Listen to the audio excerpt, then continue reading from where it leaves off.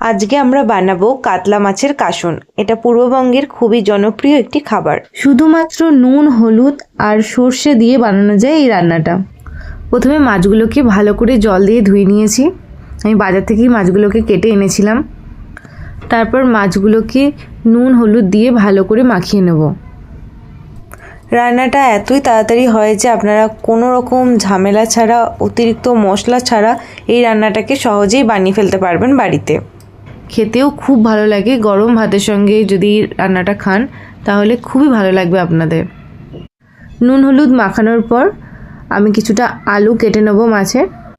আপনারা চাইলে শুধু কাতলা মাছ দিয়েও এটা বানাতে পারেন। এবার হলো মেন জিনিসটা।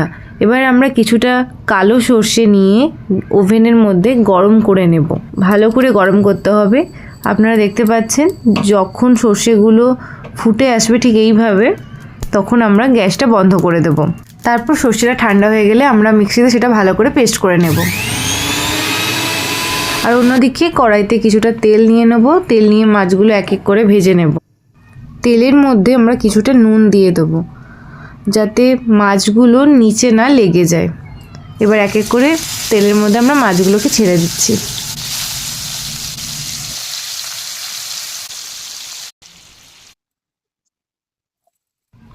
আর একদিকে আমরা আলুগুলো ভালো করে ভেজে নেব।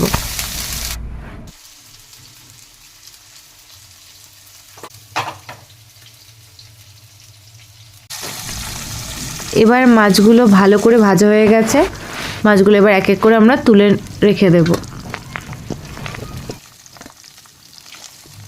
খুবই কম তেল আমি ইউজ করি রান্নাতে, আপনারা দেখতেই পাচ্ছেন।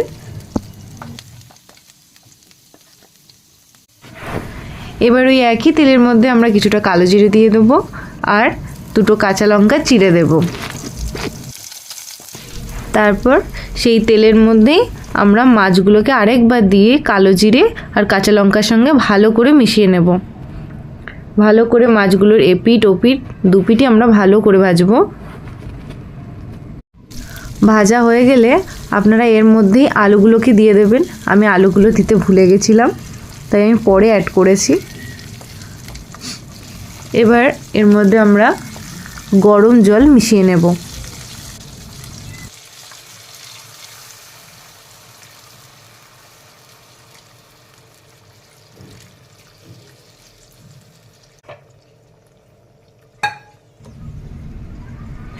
এবার আমি আলুগুলোকে এখানে দিয়ে দিচ্ছি। আপনারা আগেই দিয়ে দেবেন, আমি বলেছি, আমি ভুলে গেছিলাম তাই পরে অ্যাড করলাম। এবার একটা ঢাকনা দিয়ে ভালো করে মাছগুলোকে হতে দেব। কিছুক্ষণ পর ঢাকনা খুলে বানিয়ে রাখা সর্ষে গুঁড়োটা আমরা উপর দিয়ে ছড়িয়ে দেব। পুরো সর্ষে গুঁড়োটাই আমি দিয়ে দিচ্ছি। দেওয়া হয়ে গেলে পুরোটা ভালো করে একবার মিশিয়ে নেব আর 2 মিনিট হতে দেব।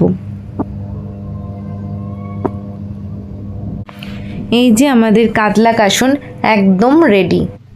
এবার উপর থেকে কিছুটা ধনেপাতা আমরা ছড়িয়ে দেব।